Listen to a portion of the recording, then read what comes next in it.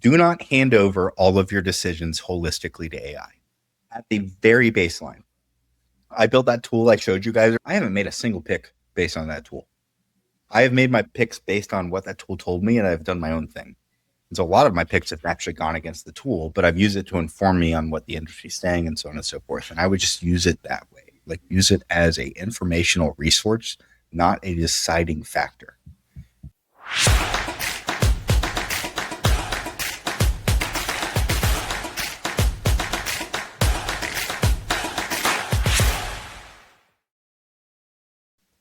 Welcome to Dynasty Compass. I am your host, Jeff Blaylock, the other Jeff B from Football Guys. Thank you so much for joining us today, whether you are watching us on YouTube, listening on Apple, Spotify, or your favorite podcast platform. You're the reason why we're here. We want to make you a better Dynasty manager so you can win your league, not only this year, but for years to come.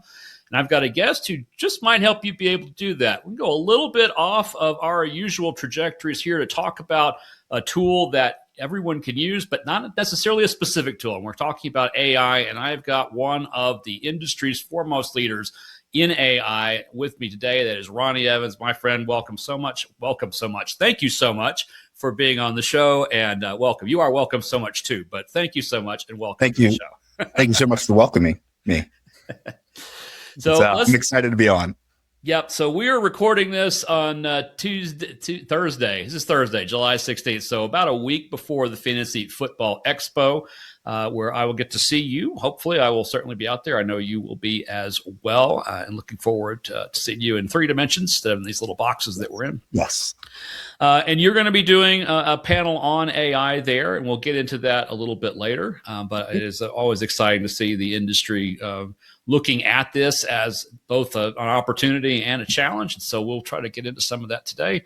But let's just kind of go back a little bit in time and see, when did you first see the potential for AI to change how you thought about or how you played fantasy football? It's a great question. I think it got real in like February, March of 2023. That was the first time I really took the gloves off and said, why don't I go see what this is all about? And spent 2 weeks, pretty much all day, every day, just breaking ChatGPT and getting frustrated. But it was so cool. And at that time, I made a post actually in March of 2023, and it's since been deleted from the internet. But it was a long and lengthy kind of diatribe about this AI thing that I had just seen, and the spin up and how it affected the industry and all of these jobs that might be threatened and all these technologies and abilities. And then I closed it with this line that was something along the lines of in the future, I don't think there are any more moats. And I don't think anyone in any position of power in any industry saw messaging like that and was excited. And for everyone else at the time, it was just sci-fi concept. And obviously it's turned out to not be. But the truth is, I think that there are a unique category of people that were predisposed to just kind of say heck yeah, I'm in. What is this AI thing? And those were either hardcore software people, or more commonly, it was just people that didn't always love following the rules or fitting into the system, kind of the creative sort of entrepreneurial mindset. That kid that would do good in one class and do terrible in the other, and the teacher couldn't figure it out. It seemed like that was the activation switch early on, hardcore tech people, and then really abstract system breaking creative thinkers. And I don't know. I guess I'm saying all that because I've been thinking about how something like AI could change every industry I've ever been a part of in my whole life. I've loved it since I was a kid. I'm a big sci-fi nerd, and I think that predisposed me to being more open than other people at the onset. Yeah, you certainly struck me as someone who was into this a lot more than the rest of us. We were still keeping our drawbridges up and hoping that our moats were going to hold for another year or two until we had to face it head on. But when you started having conversations with folks in the fantasy football space, in the industry, as we sometimes call it, what were some of those reactions that you were getting early on? It was awful. It was universally this guy's crazy. What is he talking about? I don't like what he's talking about. Whatever. Crazy Ronnie. Ronnie's being nuts. This AI thing is a fad. I remember Danny Carter, who I love, hung out with him at the Expo. Stud. Remember he made a post in fall of 2023 that was this AI thing is such a fad. See, and there was some news thing about data centers one of the data centers hadn't been built. And it was just that. Like everyone was like, nah, stick their nose up, whatever. You're crazy. We've got our jobs. It'll never replace me. It'll never do what I do. It could never do the research I do. It could never do this and that. And then now here we are 3 years later, and well, everyone's changed their tune. Yeah, did those early reactions surprise you? No, not at all. Okay. I think that the prospect of AI at its core is like a democratization of ability and knowledge. And that threatens everyone that's ever worked hard for anything in their life and has gotten to that point of like establishment. So anyone that's like worked their way up in a career, even if they're not at the top and they're working their way up, like there's not a single person that fits that bill that hears about this AI thing that might take their job and might make their special skill set redundant and is like, heck yeah, cool. And so I wasn't shocked. I mean, it's just human nature, but like I said, I like uniquely predisposed to be into this stuff. I've always been somebody like when I was a kid, I never read directions in Lego sets. And my parents used to get so mad about it, but I don't want to follow those rules. I want to go figure it out for myself and like do my own thing. And AI is the secret superpower for that.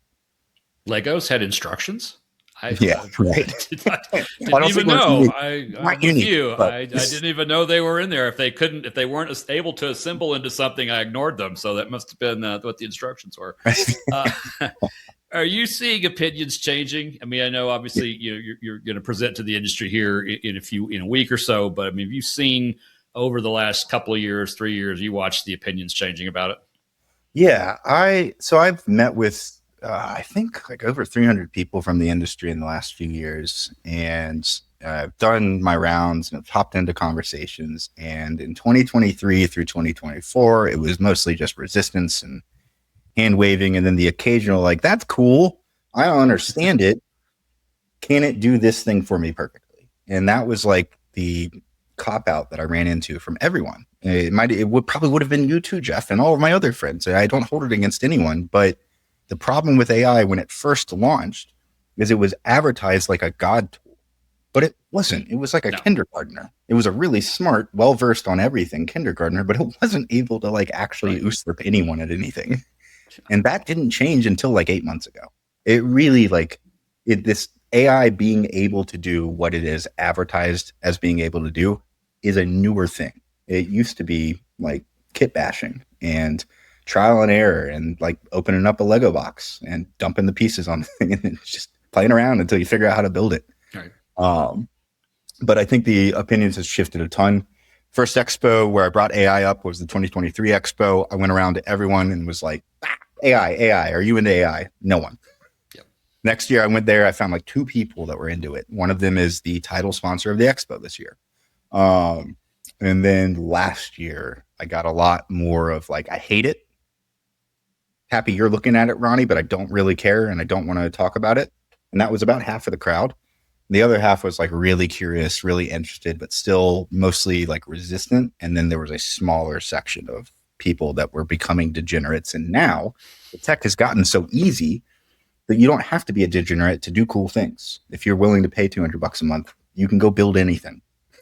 And I think people are waking up to that. Even a couple of years ago when AI was doing things, it wasn't that AI was doing stupid things. It was the humans were doing stupid things with AI, like having it write obituaries, for example. And I remember it wrote one for a former NBA player, and in the headline it said he was useless after age 40. So that was that's really, really not something you want to say in an obituary, certainly not in a headline.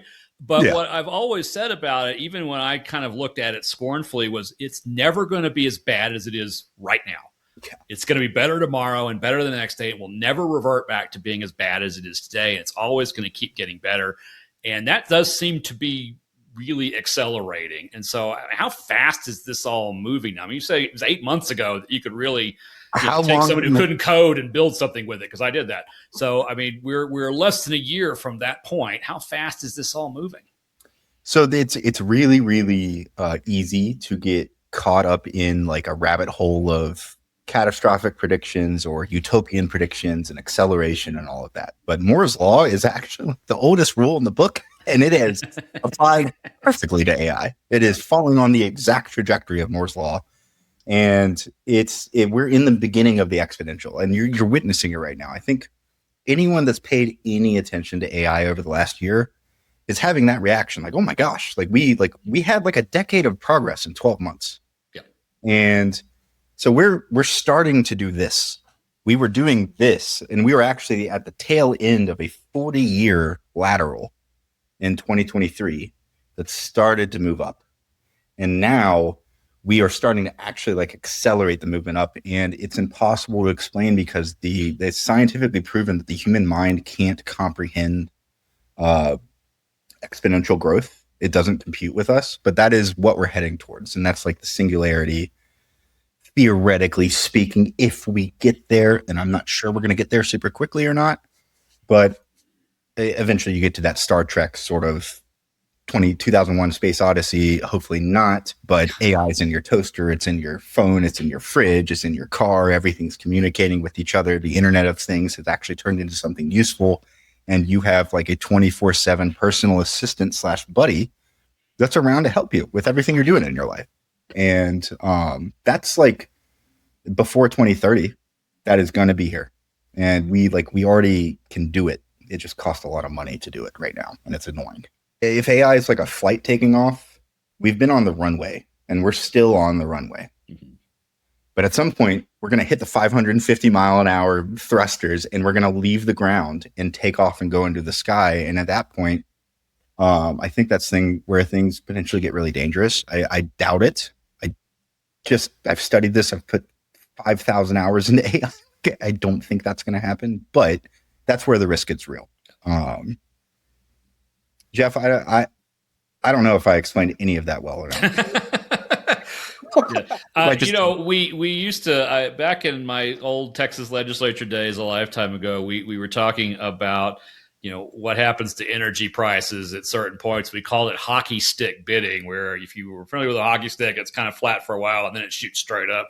So when you were talking about your examples there, I was thinking about a hockey stick and what that looks like. For everyone who's in the South and never seen hockey, sorry, that's not going to matter. That's not going to mean anything to you. But for the rest of us, that's a pretty decent visual. And I'm a believer that it's never too late to get on any train. But this train's already left the station and it's moving. No, it hasn't, Jeff. It hasn't. We are still in chapter 1 of it's probably a 6-chapter book, but we're still in chapter 1. You can right now, if you go get into AI and dedicate 20 hours a week and just try to get up in the morning and use the tools. You don't even have to have an objective. Just type stuff into them. Just do that. Just use them for whatever. And you just do that consistently. By the 4th or 5th week, you will be able to do more than anyone in your personal life is able to get accomplished on your own. And you will have access to an ability that 3 years ago was Hollywood. It was a sci-fi figment of imagination, and you can get it now, and you can get in early. We are still early on this. It doesn't feel that way because it's been 3 years, and we might have the final 4 chapters in a 2-year span, but I wouldn't say that. The ship has not left the station just yet. I think the ship is if it's left the station, the station's still in sight. So all of this goes down to compute and the ability to process data and spit it back out to people, inference, all that fun stuff. When I was at the Expo last year, I talked about the truth. There was almost $2 trillion of data centers that were contracted and being built when we were at the Expo last year. And what's happened over this year is there's been another couple trillion of data centers that have been in planning. Some have been activated and they're starting to building. But also what happened is there has been a massive supply shortage on the materials and parts to go make these data centers happen. So actually about a half of that $2 trillion of data centers that I talked about last year got delayed. They're still happening, but they're being built. And right now, what we have with AI, we are using 1% of the brain power of what we are going to have at our disposal in 3 years. And in 2029, we are going to have over $3 trillion of data centers and compute power live across the globe. And the technology will grow alongside it. And that's kind of when I see the singularity happening, is right in that range. But I don't know if that helps give perspective, but we're still in chapter 1 and we haven't even loaded in the material for the next chapters to make them happen yet. But it's being built and it's at a scale that Our industry, the fantasy football industry, is worth $44 billion a year. That's so much money. That's nothing. Yeah. Like in the realm of AI, it's literally a drop in the ocean. So it's pretty intense, but I don't know. We're in the middle of the acceleration right now, and it's going to have to do with compute and availability. You mentioned, you talked at the Expo last year. You, of course, are having another panel again this year. Can you talk about how that all came to be, and then what are you hoping to accomplish with the panel this year? If Bob Long, if he watches the show, what's up, Bob? Not calling him out at all. In 2023, I talked about doing an AI panel. Nobody was ready for that. Right. 2024, I talked about it. Nobody was really ready for it. And then actually last year, I had actually kind of given up on it a little bit. And then Nate, Bob's right-hand man at the Expo, hit me up and said, do an AI panel. And so we went and organized it. And Nate is also pretty fluent with AI. He's a good person to go consult with and talk to. But we put it together last year, and basically it was just the result of me nipping at the heels of Bob Lung for 2 years, and everyone else, and Joe Bryant, and every other person that matters, quote unquote, in this industry. And just saying, hey, we need to talk about AI more. And finally, it was like the Expo was like, all right, fine, Ronnie, let's talk about AI. And lo and behold, it was outside of the opening stage. We had the most traffic of any any panel last year. And we're at noon this year. So we're helping kick off the panels, which is cool. It's a good time. Yeah. And what's our goal this year? What are we trying to get the room to think about?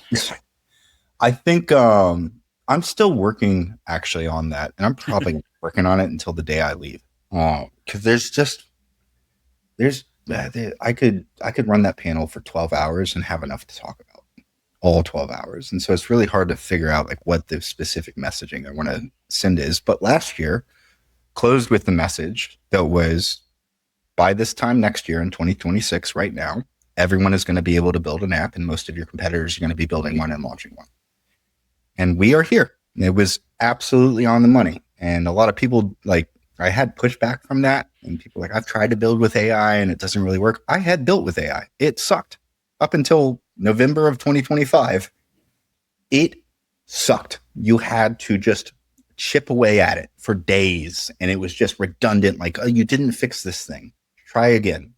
Let me say it a different way. Try again. And you do that for an hour. Now you just go tell AI what to do, and it spins out 120 agents if you have ChatGPT Solve or Claude Fable, and it takes care of like all of the busy work that we used to have to do. I forgot the question. Well, you think you answered it. The answer is you don't know. The question was, what do you hope to accomplish with this year's panel? And it sounds like I think. At this year's panel, I'm going to empower people to build, which we're going to talk about in a second here. But at this point, if you want to make it in the fantasy industry, if you have a brand in the fantasy industry, if you're interested in being involved in the fantasy industry, there's this wide open channel where you can go build stuff. You want to do it the right way. Like, everyone knows you can build stuff now. So if you show up with a crappy product, people are going to be like, whatever. But you could also, like, it's the season starting, and if you're going to go do content, like, go use AI to do this. So anyway, we're going to talk about that on the panel at minimum. We'll also show some of my products and a few things too. Very good. Well, let's take a step back for a second and not just talk about our industry, which is obviously, reckoning with what AI is and isn't, and what our competitors might be doing and what we need to be doing. Let's just talk about Dynasty managers for a moment. What are some of the ways that Dynasty managers can start utilizing AI to help them either with their draft prep or their trade evaluations, their roster decisions, or anything in terms of helping them become better fantasy football players? The most helpful thing I could say with that is actually to not use it unless you're willing to pay for the tools. If you are doing anything with AI, honestly, and you're doing it with free tools, like you're playing with 2-year-old technology. It's not good. But if you're willing to pay up, even at like just $20 a month, do it. It's worth it. Pay $20 a month for ChatGPT, and then you can use it to like accelerate and bridge the time sink in research. And you do need to make sure you structure the prompts the right way. So as an example, if I was going to go in, and I did this actually the other day, I have a tool that I built that I do use, but I was on a podcast and they had a question and I was like, let's go see what ChatGPT says. But I didn't go into ChatGPT and say, would you rather have Saquon Barkley or Jamar Chase in Dynasty? I went in and said, hey, your task right now is to be a professional fantasy football analyst. You need to go on the internet and find the top 10 most actionable and accurate resources with clear data from the last 2 months. And then you need to go weigh in the statistics and the words and the sentiments of those resources and create an analysis that determines which way we should go with this trade. 99.9% of people that are doing AI are not going to do that. They're going to be like, what do I do with Saquon Barkley or Jamar Chase? And if you do that, it's going to give you bad advice. But if you prompt it well and you pay $20 a month, you can literally just simulate like Jeff's job. No offense to Jeff or anyone else. You can basically just do that. AI is now your second-hand analyst. But like, if you want to use it and you're just going to be casual about it and you're going to be like, I'm going to have free ChatGPT tell me what to do, or free Claude or Grok or whatever, cool. Let's join a league. I would love to take your money. That sounds great. It's just the worst thing you could do. So don't use the free tools. Don't be casual about it. You need to prompt it properly. And again, actually not again for you, Jeff, and for your audience, but I've said this on many shows over the last few years.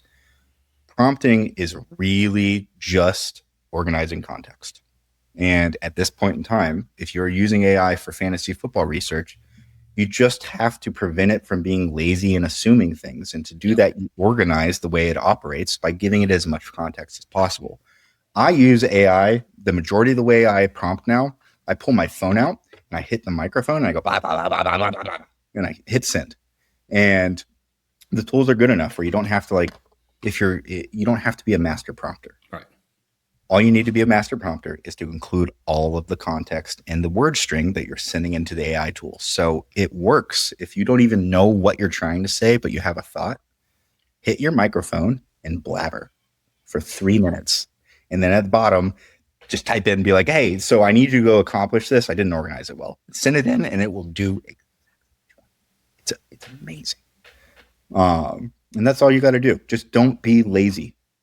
That's really the trick. Don't be lazy with the AI tools and pay a little bit of money. And at this point, they can replace, if you want them to, a lot of the research. I agree with you completely. At this particular moment in time, these tools are what I would consider to be very inexpensive. $20 a month, that's $240, $250 a year. That is a lot for some people. And I'm not going to say that it isn't, but considering what I'm able to do with that $20 a month, there is no other $20 a month that I spend that delivers what, Claude, which is the one I'm using now. I also use a little bit of ChatGPT. Chat's now an unpaid free plan for me because I'm focused on Claude. But there's nothing I spend $20 a month on that does what that does. And I utilize it almost daily for various things. And we can get into that here in a little bit. But I agree. I mean, that's an easy investment for me at that price. Will it stay $20 a month? Probably not. But at least while we're still in the heavily subsidized phase of AI development, it's a cheap resource. And I think it's at least worth, even just because they don't make you sign up for yearly plans. Just buy a month. If you're not using it, turn it off. That's all I've done for 3 years. I do monthly subscriptions and I deactivate and reactivate and I hop around. In the first 2 years, the way I got to be an AI expert is I literally beta tested over 100 tools from 2023 to 2024.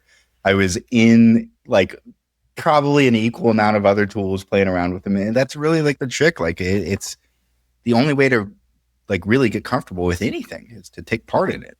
And it's the same with AI. Yeah, sadly that works for surgery too. So let's not think about that. What are some of the things that Dynasty managers are doing right now by hand that AI could actually help them do either better or faster or more accurately? If you're making spreadsheets, you can get AI to make the spreadsheets for you. That's a huge, huge time sink. But again, to do that, you need to go provide it the right information. You need to prompt it with all the right context. And you need to also hook up your tools with your Google Sheets and stuff, which is easy to do. You go into your connections and click on Google Sheets and link your account. But that's a big one. That when I think about what I used to do when I did Dynasty research, which is we haven't talked about that, but that's my bread and butter with fantasy. I've played Dynasty football for 20 years. It's like my ethos. If I could only do one fantasy format, it would be Dynasty fantasy football with some IDP and salary cap thrown in. But I used to spend hours every week tinkering with spreadsheets and like loading spreadsheets and finding data and like pulling the data and then putting it into the spreadsheets and just all of that manual like prep work. You can do it with AI now. It's best to like double check it. And even if you don't want to double check it, you can go do all the work and then open a new chat and be like, check all this work and let it check it for you. And it'll do a great job. But I think the simple answer is busy work. Just like the searching around, like, hey, I want to go absorb all of the information I can on Stribling from the 49ers. Great. Go into ChatGPT, tell them about what you're trying to accomplish. I'm going to go look at what's his name? Deshaun Stribling. Yeah, it rhymes with Bijan Dribbling, but his name is actually great Deshaun plug. Stribling. Excellent Dynasty stash. He's getting overlooked in Dynasty circles for some reason. You can get him super cheap right now. But you would say, I am interested in learning more about this player. So I need you to go pull up all of the actionable statistics that expert fantasy football players point to. I want you to go find 10 to 15 high quality resources that have talked about him. And then I want you to go aggregate all of that data, put the numbers into a spreadsheet for me, and put the words into an article and give me a breakdown on Dribbling. Funnily enough, a lot of the fantasy content that you're reading right now is the result of that process, and people just post it as their work. And that's part of the AI side that sucks, and it's not all great. But you can do that for yourself. Yeah, I mean, we'll kind of divert here for just a second because I did want to bring up something that a guy named Pete Nova, who's been on this show before, posted a few weeks ago. He said, I love that tweet. Yeah, I said, if I see a fantasy account that replies and tweets all sound AI generated, I just block them. And there was a conversation that came out of that about where the lines are in content creation. There are a lot of people who create content who still pour their own hearts and souls into it. And then there are other folks who can do exactly what you just said. Go look at other people, put together and synthesize in an article about this guy and print it, and there you go. And in 3 minutes, you have written something that takes me 2 or 3 days to do, even with AI helping with research and running statistics and so forth. And so it really led me to kind of think about, okay, well, how do I use it? How do I not use it? And I just said, I think to me, and see if you agree with this, we just need to be upfront with it. We just need to be transparent about how we're utilizing it, not only to help other people learn how to use it, but also to make sure that folks realize that, you know, when I put something on the internet, it is me. It's not some piece of code somewhere that decided to do this. And so if I'm right or if I'm wrong or somewhere in between, it's still me. It isn't, you know, a synthesis of a bunch of other people that a machine told me in 30 seconds of looking. Right. That's probably inaccurate on top. Yeah, I think that's the right sentiment. It'll never happen. Unfortunately, like people aren't just going to be like, hey, you know, I used ChatGPT to help me write this article. Here's how I used it. Finally, that you bring that up in 2023, one of the projects that I dabbled around with people in the industry was like, why don't you, when you present your articles, I can build a tool that allows users to click your article and it'll highlight all of the text that was generated by AI. So you can like, not to like point fingers at anyone, to be honest and be like, hey, like I'm still a great journalist and I do great work. Here's how I'm inserting AI into my workflow to accelerate what I'm doing and make it better. But I don't know, that the altruistic transparency, if you wanted to like call it that, I like you and me and like 10% of the industry would care and actually activate on it. The rules still apply. It's easier to just steal people's work and role play as an expert and live on the back of other people's hard work than it used to be. But that's also actually like been a problem in this industry from day one.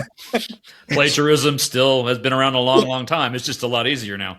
Yeah. And so I think that for me, I just want to simplify it and just be like, the laws still apply. Like if you're going to go use AI to write your work, I actually don't fault people for that. I just would say like, you need to be realistic about what your reception is going to be, because some people won't care. Actually, a pretty decent amount of people don't care, but A lot of people do. And if they sniff you out, you might not make it. And so I don't know what the right answer is. Just be a good person. I don't know. Well, we probably need that all over the AI space right now, else this little singularity thing is not going to go the way that we really want it to. But, we're talking about these tools, and I'll just set this up by saying, I used to do this. I did a Dynasty value model, and it was all these interconnected spreadsheets. It was a tremendous amount of work. Anytime I wanted to update it, it was hours and hours and hours of stuff to make sure it all still worked together. And so in I think December or January, I started working on a revised model using AI to build it for me in the R programming language, which I still to this day do not know. I can pick out when syntax looks wrong or commas in the wrong place, but that's really about it. I know that language about as well as I know French. I can order stuff off a menu, and that's kind of it. And, that became this model that I can use. It's far more complicated than what I had before, but I can run it from beginning to end in about 10 minutes. And that is, talking about we're building spreadsheets, building projections, building these kind of things. That's what this is really able to do. And so I use its ability to program R to do all of my statistical analyses now. I just recently, even I think it was today, an article I produced I wrote about Zay Flowers came out. Every bit of the statistical analysis in there was not generated by AI, but the script was, the R script was. And then I went back and verified what I needed to verify. But it would have taken me, Ron, it would take me 2 weeks to do that a year ago. And it wouldn't have happened. I wouldn't have done it. And so that article would not have existed. It certainly wouldn't have been as detailed as it was. And so that to me is one of those things that I'm using it as a tool to help me do things that are more complicated, that are more thorough, and they can do it a lot faster than I could. And you're right. You have to tell it what you want it to do. You have to give it context. And that's only experience. I've been now really working heavily with AI since about December. So we're 7-8 months. I'm no expert, but certainly I could make it deliver an R script that works without errors, that gives me exactly the data I'm looking for and interpret it and, in a matter of minutes. And that just used to take days or at least hours. So, you can now, and I use it for other tools. Like I take the depth charts that we publish on Football Guys and coordinate that through an HTML tool that lives on my desktop that has my up-to-the-minute Dynasty rankings attached to it. It marks who's a rookie, who's new, who's an undrafted free agent, who's going to be a free agent at the end of the year, and all this sort of information, injuries, all this stuff in more or less real time. And that would have taken days to build once before AI came along. And so, to just sort of put all that in a bow here. Good for you. AI, yes, thank you. AI makes it possible, though, for someone like me who cannot code to build apps and to build tools that really help them. What should we be building? What should a Dynasty manager build for themselves? Well, I love that you brought up that example because thank you. That's actually a better answer than the one I gave. It is, and because it hits on this conundrum with AI. AI, we talked about it earlier, AI is advertised as God. And then you go play with it and you're like, well, this is more akin to, I can say this because I'm autistic, but it's more akin to an autistic child than it is God. It's really great. And if you put it down the right path, it'll go until that path is exhausted and everything's perfect. But it's a little silly about things. It'll kind of just do literally what you tell it to do. And what you did is the best way to use it. So if you're a Dynasty player and you're trying to figure out how do I use AI, what you shouldn't be asking is what can I do with AI to get AI to do it for me? You should be asking, how can I get AI to help me build the mechanism that would make an outcome happen consistently? So my mom has built some sort of a little managerial app for her and her friends and the stuff she has to do around that. That's a great use case because you're using AI to create something that benefits you in your life with efficiency or ease, less stress, so on and so forth. So in Dynasty, maybe you have a spreadsheet with a bunch of numbers and models that you use, and you have to go do work with, like I said, like you can have it help you automate things. But what Jeff was talking about is basically the best use case of AI right now, which is coding and building things. And all of the best fantasy analysts, especially in the last 10 years, that you pay attention to, have some sort of script and system that is running code and helping them with number crunching. And you can go get AI to help you build that now. And so that's really like the secret superpower. Also, build shit for your league. Like, we'll talk about it a little bit. I've got some tools that you can use for your league, but I don't know, make your life more fun. Go just make stuff for your league. Let's get into that. Let's get into that as not only a use case, but also just to show off some of the work that you've been doing, because this is not, you're not just a philosopher on this. You're actually trying to build product suites that for those of us who may not be interested in designing our own, we'd just rather buy someone else's, that may be an option in the near future or so. So if you want to show off a little bit of that, let's just go ahead and dive in now. So this is when you go to Goodguy, there's this terminal. Don't worry about it. Use Fishbowl. Cool. All right.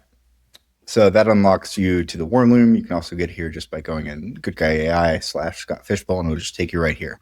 So Scott Fishbowl is happening right now. Scott Fishbowl is the most coveted tournament in the industry. It's not the biggest tournament anymore, but it is still like the primo tournament of fantasy sports. And it's a free charity tournament that benefits a lot of great causes. And there's a lot of people that do really great research. Football Guys has some research they did for it. Pretty much every brand has someone that made some content about Scott Fishbowl, because it's kind of the thing that kicks off our industry. And Scott, if you know him and if you come to the Expo, try to meet him.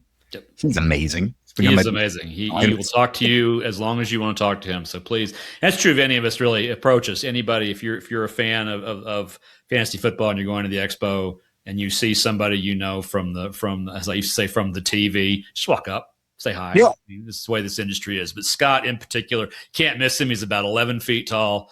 And so he's just a great guy. So anyway, I didn't interrupt it for that, but definitely want to give a thumbs up to Scott on that. He's terrific. And so this thing, basically all I did was I went into Claude first, and just a tip, if you're going to pay for tools and if you got money, pay $200 a month for Claude and $200 a month for ChatGPT, and use Claude as your project manager and ChatGPT as your worker. That is like the secret cheat code. But I went into Claude and I told it about Scott Fishbowl. I told it about the type of tool I wanted to build. And I basically just wanted a draft resource that went and consolidated everything everyone had made about, and all the advice about Scott Fishbowl, the history of Scott Fishbowl, the rules, every bit of information. So if you're playing in the tournament, you just come here and find everything you need to know and do your research. And it has like the history of the whole tournament, past winners, all this stuff. This is all made with AI. Goes through and breaks down the rules. So for you in your league, if you have a really complicated and fun league, you could actually go build a tool like this. And if you're interested, I'm on Twitter, shoot me a DM. I'll go teach you how to do it. But it breaks down the strategy. So it's a full-on informational resource. And most importantly, because my company is Goodguy.ai, and I'm not here to be one of the turds that does make up a decent portion of the AI industry, and it's like linked back. I explain exactly how everything is built, where the weights are on each source, links to every source, all of that good stuff. And also the math on everything too. So you can go actually to this resource and build your own on top of what I built. Go for it. But the core offering here is the draft board. And this is pretty much just as good as anything else that's out there. It's themed to look like a video game retro, because that's not all, but right now we're in the middle of my draft, actually. I think it's synced right now, yeah. This is a funny bug. He keeps popping up. Don't draft Marlon Klein. I don't know what that is. I've tried to fix that 3 times in the last week. Someone's data out there is saying something about Marlon Klein that is getting nuts. But it does everything for you. It syncs to your league. It's super easy. You can also sync with MFL if you don't have... if you're not in a sleeper league, it does the whole 9 yards. You can do your research. You can sort by the draft strategy. This is a fun tool that was like, again, like I know there's somebody watching this show right now that has a great fantasy football advice, tool, angle, idea that hasn't been done yet, you can go have AI help you activate on that and make your place in the industry. And that is what I have done. I've been in the industry for 10 years. I had my place beforehand, but this has really accelerated my career just by being available to do stuff like this with Jeff. And this little tool here allows you to sort by your draft strategies. If you're doing bully wide receiver, tight end, hero running back, yada, yada, it goes in and switches the players around. That isn't available on any other site. I imagine if I push it, it'll be on every site by next year because it's pretty obvious. But that's why AI is so cool. Like, you can go do this. You don't need to be me. You don't even need to be Jeff. You don't need 7 months. You need the tool. Just pay for the tool. Go in and ask the tool how to do what you're trying to do. Ask it how to set itself up, follow its instructions, do what it says, and then go. And you can do whatever you want. And that took me 2 days, probably no more than 8 hours of work. And again, I went into Claude. I planned and strategized, built a project blueprint, and I went into. I didn't go into Codex. I told Claude, "All right, great, good job, plan's great. Now go into my computer and use ChatGPT and have ChatGPT build this," and it did. And it's so cool, like just that little interaction. I know I'm rambling, Jeff, but no, it's like you can't take it for granted. Like, the ability to go to your phone and say, "Hey, I need information about X, Y, and Z," and have it spit out text and explain it to you. I think we all take for granted now. And it's only been 2.5 years. Like, it is genuinely something from sci-fi. Jeff and I are old. You might not be, but you're not old enough to not remember when AI wasn't around. That was just a couple years ago. Right. It's remarkable. And we are still in the first chapter. And it's just the worst it will ever be today. Like you said earlier. So anyway, I hope that pumps people up. But like, genuinely, you have Michelangelo at your fingertips, and he's available to go work for you. Go do it. Yeah. I mean, when the cell phone finally came around and data and the advanced networks that we had a decade or so ago, we suddenly had the sum of human knowledge in our hands. Well, now we have the sum of human capability in our hands in addition to the knowledge. Now, not necessarily physical capability, but certainly, you can have one of these services design something for you that you could then go build if it's not something that's like code, which it'll build for you. And you can get them to work together as you did. I mean, can you imagine 10 years ago the idea that, two different computer systems would work together just without supervision, that you could just tell it to go do something and come back and it was done and they worked together great? It's just kind of incredible where we are. And, I'm old enough to remember when the telephone was attached to the kitchen wall. So, to think about where we are now compared to that, it's just something. So I imagine my audience probably a little younger than that, may not remember those days, but I certainly do. But so we do have this proliferation of tools because obviously if we can build our own, then other people are building them as well. If you're not into the building side of it, you just really want to explore and utilize, aside from using the ones that you're building, Ronnie, how should Dynasty managers kind of evaluate these tools that are out there that people are creating for them, that are free, that are paid, that are whatever? They're all over the place now. And I imagine that 6 months from now, there will be 50 times as many of them as there are today. And for next season, 200 times as many as there are today. How do you evaluate them and just pick that I want that versus this one? I'm going to share how I do it. I don't know if this is best for everyone, but for context, we talked about it earlier. It's happening right now. Like, anyone can build an app. Everyone's got apps. Everyone brand's got 5 projects going on. Like, it's actually, I think, bad for consumers because there's just too much to digest and there's too many options. And so I do it this way, and I don't know. Hopefully it helps. But I look at things that people build, and for me, the first filter is, do I care? Like, is that something that I would use? And if it's not, great, proud of you. I don't care. Sorry, I don't have time. Yeah. The second thing is then I will go and look at the person that built it. And it's shallow, and I feel bad about it, but it just is what it is. Like if you're just some rando and you built some tool that feels neat, but it feels kind of redundant or something I could do myself, I don't care. And it sucks. If you're established though, and if you have a reputation and you have a backlog of good products or good work, and then you go say, like Hayden Winks, for example, or JJ Zachariason or Andrew Cooper, or at Football Guys, Jeff Bell, Dave Kluge, like just like the studs, Right. or someone that you respect. If they come out and say, hey, I vibe coded something, or well, they won't say that. They'll say, I built a tool. And I'll be like, so AI built you a tool. Great. Right. I don't care. I'm like, AI built you a tool. That's amazing. You built it. You built it with AI.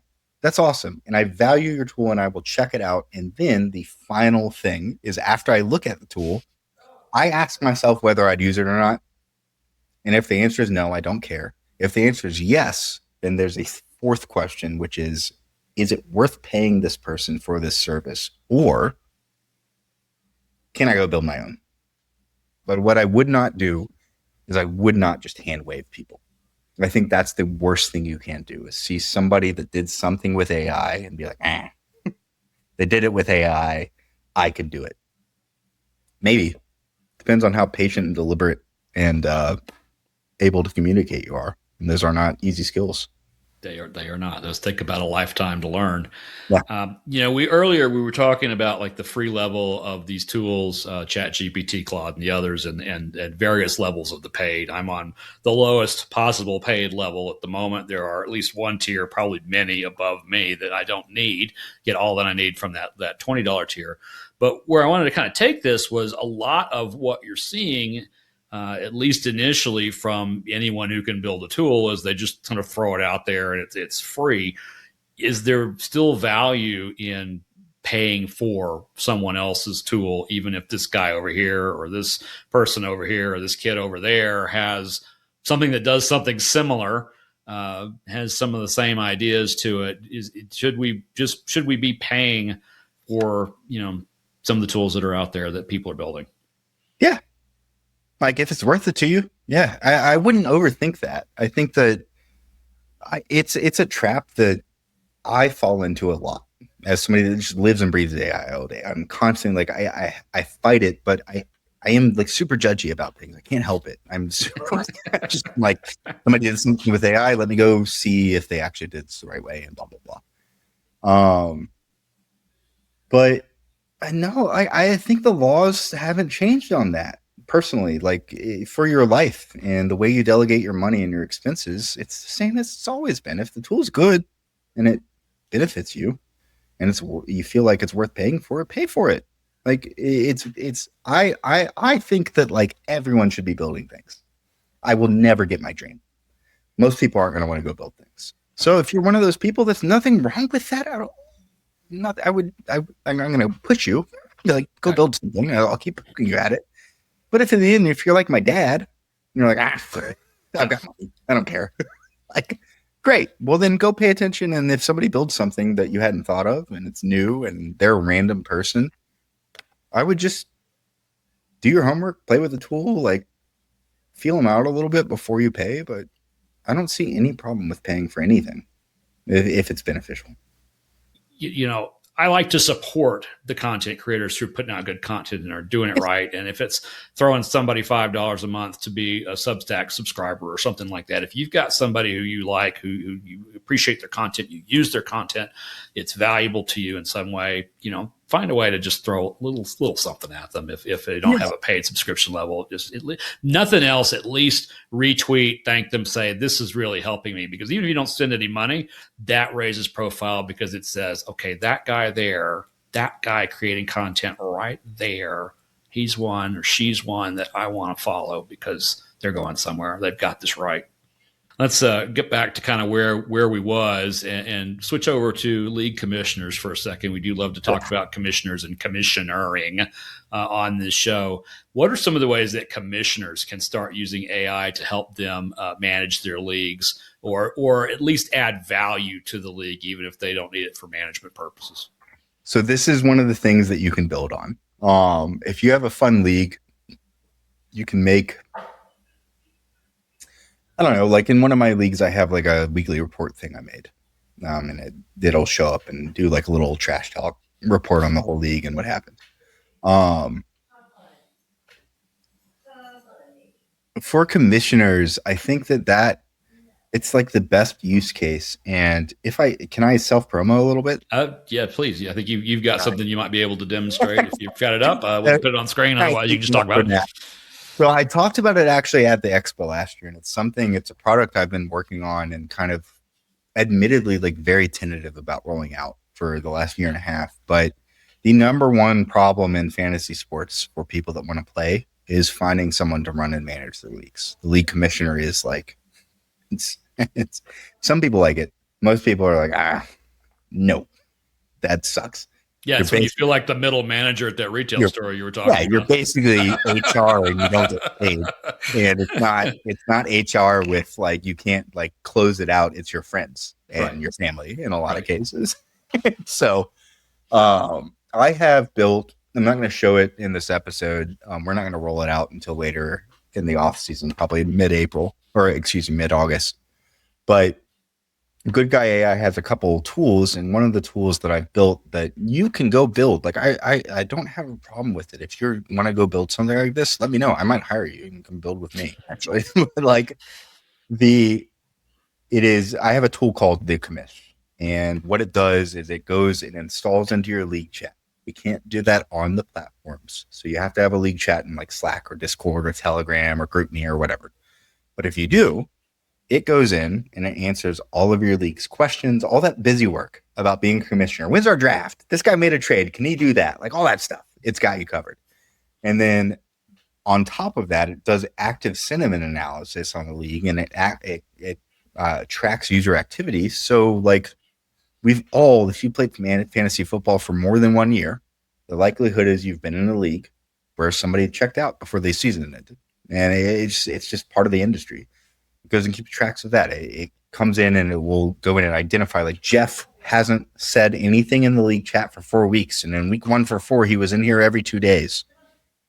We need to go work on him, and we need to go like make this league interesting, and maybe his team sucks and he's out. And it helps you with that league hygiene activity. It builds league reports. It comes in. You can go generate trash talk with it. It has a meme generator. There's a lot of little features into it that are upsells. But the idea is basically like being a commissioner sucks. It's basically a job that you don't get paid for.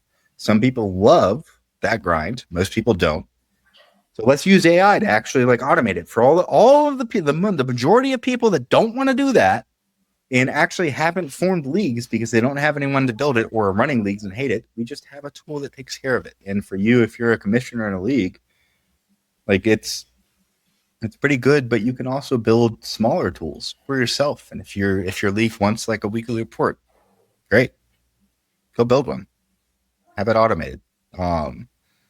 You can use AI as a league commissioner to make it like a genuine, like role-playing, fun, secondary to life escape experience, which I think is what we all are here for. Like this is our escape. Like fantasy football at its core is a social media and canvas and a way for people to connect and stay in touch with their friends and escape the daily grind. And in some cases, even like it's not toxic, but like if you're a dad and you got kids, sometimes you want to get away from the family for a fantasy football gives you the ability to justify saying, I'm not available. It's Sunday. I'm watching football for 6 hours and I have a reason.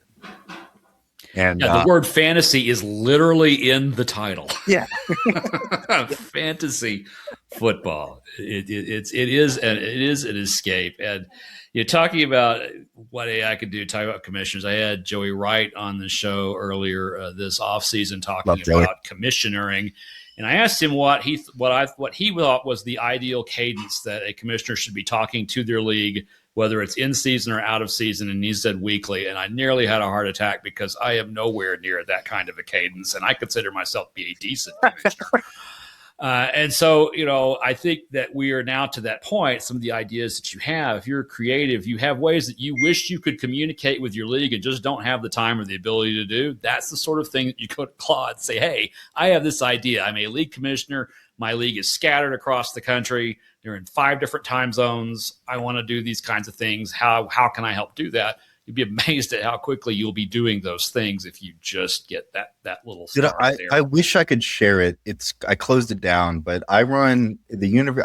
I'm a Vols fan, and being a weirdo, I've somehow figured out my way into like the Vols circles, and I now run the University of Tennessee's online annual fantasy football tournament. The way we do it, though, because it's a bunch of people, we basically, our twist is you draft during the season, and then when the playoffs start, there's no more roster movement. It's best ball. And we take all these different leagues together and we play best ball playoffs. And there is not a platform that exists that allows that. It is not provided to anyone. So I had to go make a tool, and I tapped into the Sleeper API. So we play on Sleeper during the season. Guys, it really didn't take that much work, and I did it last year. This year, I think you could actually, if you gave it all the context and you just rambled a lot, in one prompt, you could one-shot this. But I built a live website that pulled our entire league's data, and it had a playoff bracket that was like live updating as the scores came in. It was amazing. It was something that 3 years ago, I could have sold it to Sleeper as a feature. It was incredible. And it was easy to make. And it's not because I am an AI expert, but it wasn't easy because I am one. It was easy because the tech's gotten good. Yeah. Well, let's talk a little bit about, we've hinted at it a couple of times. Let's talk about, what, for lack of a better word, I'm going to say responsible use of AI is. You can define that however you want, including put your own term on it. But, and this could even be broader than just the fantasy sports industry. When we talk about life here, what is the responsible use of AI? Jeff, it's a really hard question to answer when you're in it this deep. Because I think outside of the really obvious stuff, there isn't a responsible use. The proposition here is that the rules go to the wayside, and we all are able to work with each other and realize our dreams. And a lot of like responsibility in business and online e-commerce and branding has to do with like playing ball with people that have been there before and walking around rules and like limits that people have set in place to protect their businesses and their brands and their industries. So the whole point of AI is that's out the door. Like we're not there just yet. By 2030, like unless the government shows up and makes a bunch of laws and then it becomes piracy and it's like, okay, well you have a law, but we're going to get around it. I don't think the laws get passed that limit people. And I think like just, it's not the best answer, but just like try to be a good person about things. Like that Scott Fishbowl tool I built, I scraped like 80 websites and I told them and I linked back to the websites and I did it the right way. And on my site, I'm like, hey, here's where this data came from. Go click on this link and go read that article. And no one cared. No one, not a single brand or content creator fussed at me for the Scott Fishbowl tool. And I was actually worried about it because I did the unethical thing and I scraped websites, which is a no-no traditionally. But like even that is a no-no. It's not really a no-no anymore. Like your site's getting scraped right now if you're on the internet. It's part of playing ball. And so I would just say like the obvious, like don't make bombs and like really like I mean other stuff that happens on the internet, like just stay out of all that. And if you're going to go scrape people's work and you're going to be relentless about it, I personally would not fuss at you. I would say, go for it. Like that is, people aren't used to it and people will get upset, but that is now the norm on the internet. That is going to be commonplace in 5 years and no one will bat it. If your data's on the internet, people can bat it. That's always been the case, but now like McDonald's burger flipper can also have it. It doesn't have to be like a Russian hacker that can come get it. And I don't know, Jeff. That's a really, really tough question, man. I don't think that there are rules, and I don't think that's a bad thing. But like moral compass needs to be part of your experience on the internet. And if you can maintain that, we're kind of in the Wild West again. And I'm sure most people would disagree with me, but I don't know. I meet with people from OpenAI and Google every other month. I know that like I know what the industry is actually doing and where this is going. And I think it's just a disadvantage to actually put rules and stipulations up in front of yourself with the internet. It's free range. Yeah, I mean, on the content side, we kind of stood aghast a decade or two ago as Google started to be able to drill really deeply down into what we were putting on the internet, at least on the free side of the paywall. And you don't even need to now go to those websites. Google will just summarize it for you. But that was a huge company investing tremendous amount of resources to be able to do that. Now anybody could do it for their $20 a month if they want to spend it. And so the Googleification, the making content free is now at least freely available. And if it was free to begin with, it's just much easier to find and manipulate and do something with. And so I'm with you. I love the idea that if you're going to scrape some of this stuff, give them credit for having said it or put it out there in the first place and point back to it, just so that that work is still there. Your Dijon Stribling example from earlier in the episode we were talking. I mean, if you have 10, 12, 15 different fantasy analysts that you used in that, and you were to put that out publicly, please mention the 15 analysts that you took it from. Even if you don't say specifically who said what, just say, JJ Zacharyson and Dave Kluge and Derek Brown, Jeff Blaylock, and all these people that you're using. Just put it there so that we know that disclosure. I think is one of the important things, that good people who are doing the right things should be willing to disclose all that sort of stuff. They may not, but that there should be no question as to where did this come from. You should be able to have an answer if you're a good person, if you're doing it the right way. At least the way I think of it is the right way, is responsible. Is you disclose that. You say, yeah, this is what I'm doing with this. This is where this came from. This is whose ideas these were. And I'm now putting my lens on top of it, even if that lens is AI's lens. At some point, still, I hope you're putting a lens on it too, as the human. So, we're thinking about all these things that we can do. What are the things that we and we'll go back all the way down here to Dynasty Fantasy Football, so that we're leaving all the bigger world alone. Go back into our fantasy world here for a second. What are things that dynasty managers should not be handing off to AI, whether it be roster management or scouting or any aspect of this? What should we not be letting AI do for us? Do not hand over all of your decisions holistically to AI. At the very baseline, I built that tool I showed you guys earlier. I haven't made a single pick based on that tool. I have made my picks based on what that tool told me, and I've done my own thing. And so a lot of my picks have actually gone against the tool, but I've used it to inform me on what the industry is saying and so on and so forth. And I would just use it that way, like use it as a informational resource, not a deciding factor. And if you just keep it in that lens, if you're on the $20 a month to free plans, it's great. It'll help you make informed decisions. It'll give you more context. It'll help you just absorb more information in a quicker time span than you could have previously. And that's a real advantage. But I would not ever, I will not make fantasy football decisions because of what ChatGPT told me, unless I'm paying big bucks for it. And even then, still probably not going to do exactly what it said unless it actually adds up. And I'm like, okay, I agree. Is there a point where, the game of fantasy football just sort of ceases to be, a battle of 10 or 12 or 14 or however many people in a league, trying to manage their way to a championship, and it just sort of becomes machines battling on our behalf? No. We talked about that at the Expo last year, actually. It was a great question from the audience.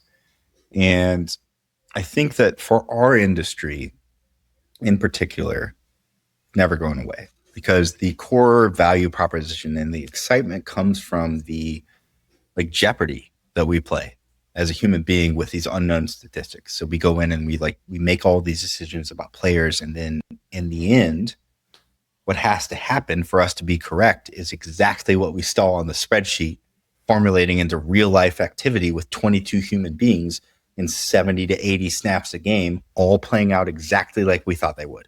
And that never happens. So for fantasy sports, we have the ultimate buffer. Our industry is built around communal human competition and activity. No, It will never happen. What will happen is we'll get to a point where like the baseline for success in fantasy is automated. And like the tacos in your league, you will genuinely be like, you're an idiot. Like you're a taco. Because you didn't even use ChatGPT to help you and your team sucked. But we'll probably get to a point where you can like ride the mid tier with AI, and then it's gonna fall back to what it always has, which is like the human being unique like crunching of the data and the scenario, and us flying by the seat of our pants in the end, being like, I think this is going to happen. And even though the numbers don't specifically say that, I have more context I can't put into the numbers that allows me to make this decision that's more informed than the spreadsheet. Fantasy football has been to some extent an arms race as people in the league try to find leverages and advantages. And, at first it was reading box scores and out of the newspaper for people who remember what either of those things are. That was kind of how this all began. And then it's evolved. And I'll plug my company here for a second, the one I work for. If one guy in a league uses football guys and nobody else does, the one guy is going to be in a really good position, may not win every year because fantasy football is still random, but they will be in a better position to do that. If all 12 are using football guys, then we are all back to even again. We're all back to level. And so we're looking then for that next advantage. To me, this AI, at least as of today, July 16th, 2026, 5:20 in the afternoon Mountain Time, as of right this moment, it seems like AI is able to do some of those things for us a little faster than we used to. If we'd go look at football guys and 3 or 4 other sites and try to put an opinion together about a player, we can now ask AI to do that for us. But we still have to make the decision. We still have to do that. And I think that the people who are willing to take that opportunity and use those tools are going to end up with an advantage over the ones who are not. And the lesson here, I think, is if you are dead set against AI and don't want any part of it in your fantasy football leagues, get used to losing, because it's still that arms race. You need to have something, I think, to be competitive with some of the other people. Is the margin going to be huge? No, I don't think so. Because again, it's a random sport, and a lot of what we do and talk about all just kind of makes sense. I mean, DeJon Stribling is probably going to be the number 2 wide receiver in San Francisco because somebody has to be, and he's the guy. Never mind, they've got McCaffrey and Kittle and Evans, who are all going to hog way more targets than Stribling's going to get, but he's still going to be the guy at number 2. Don't take AI to know that. You can just look at a depth chart, figure that out. But you have to look at the depth chart to know that. Right. And every ability to get additional information can help set you up. And so I'm with you. I don't see this being a battle of machines battling on our behalf with our names on them. I think it's still very much a human sport, but if you're not taking advantage of some of the opportunities and the tools that are there to help you with that task, you should expect that you're going to lose whatever competitive edge you might have had. You're going to lose very quickly, and you're not going to make it up unless you start doing some of these kinds of things. So with that monologue, let me turn it back to you and just say, as we're going to wrap up here, if a dynasty manager has been hanging with us this whole conversation, they can take exactly one thing away from it and use it, do whatever that is, whatever the one thing you want them to remember, they actually can do something with it. What should that be?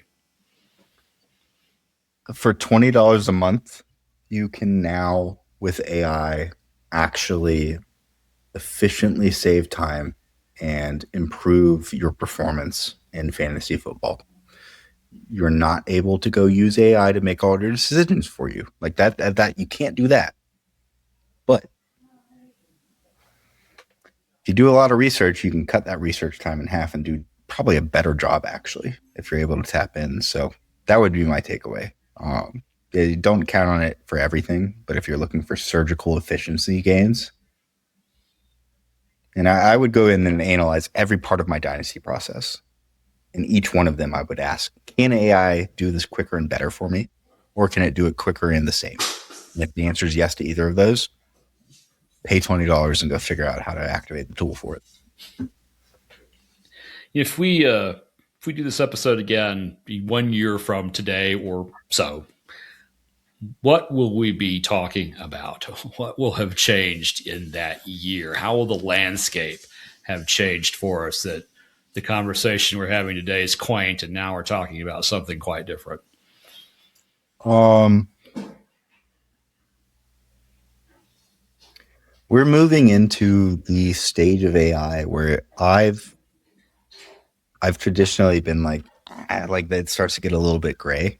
Um, I think that if we did this next year, we would be talking about specifically which tools we can use to activate solutions for quickly, because it will just be commonplace. Um, and then I I think one of the things this industry is lagging behind on a little bit is internal architecture and data provision for AI. So it wouldn't shock me if at this time next year, like Sleeper's API is paid and no longer free, and all of these data sources are behind paid gates because everyone's building on top of them. And there is a new, like, massively fruitful vertical within our industry that is data distribution. And we already have that with Sports Radar and a couple other like massive companies, but it wouldn't shock me if we see that. And we're talking more about like which data set we're building on and which tool we're working through, and not about what we can do with them, because we all know we can do whatever we want. It's more about like which are the best avenues to go get this accomplished in. That's great.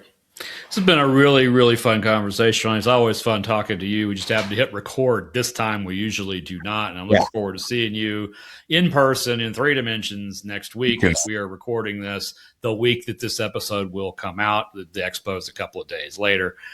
So before we go, where can folks find you and reach out to you if they have questions or just want to show what they're doing and see how they can make that better? I'm on X at Ronnie Ronnie Evans. Should be on the screen somewhere.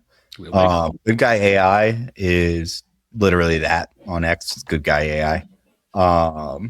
And I'm not anywhere else. I am on LinkedIn. I probably will take 3 weeks to respond if you hit me up on there. I hate social media. I like it. All of it annoys me, and so I use X. But that's where to find me. All right. Well, thanks so much, Roddy, and thanks you to everyone who has watched or listened to us today. If you've got comments, you want to talk about how you use the AI, whether it's in fantasy football or something, just you put those in. If you're on YouTube, I answer all the comments personally. I bet if I pointed out, Ronnie would answer some as well, and we'll do that. We love the engagement. Please please subscribe. If you're over on Apple, a 5-star review, 5-star rating, and a nice review would really help this show grow. And also just sharing us, talking about us on the social media that Ronnie can't stand.